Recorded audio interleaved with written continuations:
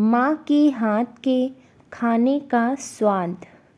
शिवानी जी सब्जी काटते हुए अपनी बेटी पिंकी से बातें कर रही थीं, जो कल ही 1 सप्ताह के लिए मायके आई थी। बहुत सी ऐसी बातें थीं जो माँ बेटी को एक दूसरे से करनी थीं। शिवानी के पति राजेंद्र ने देखा और हंसते हुए बोले, कितनी बातें करनी हैं तुम दोनों माँ बेटी को। बहुत सारा स्टॉक इकट्ठा कर रखा है क्या? बातें ख़त्म ही नहीं होती तुम दोनों की। शिवानी जी बोली, हाँ जी, बहुत सारी बातें इकट्ठी हो गई हैं मन में। बेटी से नहीं करूँगी तो किससे करूँगी? बेटी माँ की सबसे अच्छी सहेली होती है। आप यह बात नहीं समझोगे। शिवानी ने पिंकी से पूछा, कल क्या खाएगी खाने में? तेरी फेवरेट गोभी की सब्जी बनाऊं या राजमा? जब तक तू यहाँ है मैं तेरी ही पसंद का खाना बनाऊंगी। शिवानी जी पिंकी से बातें कर ही रही थीं कि इतनी देर में पिंकी का भाई अभिषेक भी आ गया था। शिवानी जी ने पिंकी की फेवरेट गोभी की सब्जी और राजमा बनाया। दोनों भाई बहन खाने के लिए बैठ गए। वो दोनों खाते खाते बातें करने लगे और शिवानी जी उन्हें गरम गरम खाना परोस कर दे रही थी।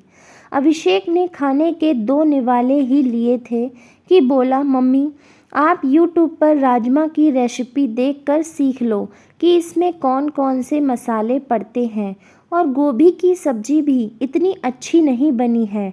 पिंकी हैरानी से बोली, क्या बात कर रहे हो भाई, राजमा तो बहुत अच्छे बने हैं। मेरा तो मन तृप्त हो गया। कब से तरस रही थी माँ के हाथ के राजमा चावल खाने के लिए। और गोभी की सब्जी तो आप कमाल की बनाते हो मम्मी। ससुराल में तो खुद बनाना पड़ता है, फिर सबको खिलाकर खुद खाने को मिलता है।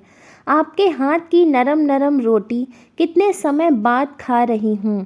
अभिषेक हैरानी से अपनी बहन का चेहरा देख रहा था।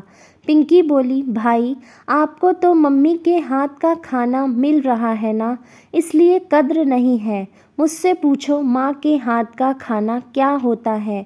वहाँ कोई नहीं जो मुझे गरम गरम रोटी बनाकर खिलाए।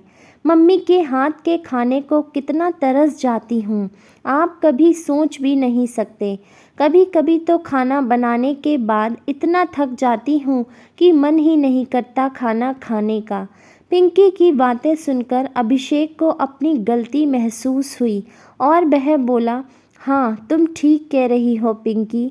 और फिर मम्मी के पास जाकर उनसे बोला, सॉरी मम्मी, फिर कभी ऐसा नहीं बोलूँगा। और दोनों भाई बहन बातें करते हुए खाना खाने लगे। इस छोटी सी कहानी पर आपकी क्या राय है, हमें कमेंट करके ज़रूर बताएं। यदि कहानी पसंद आई हो तो लाइक करें, शेयर करें और चैनल को सब्सक्राइब करना ना भूलें।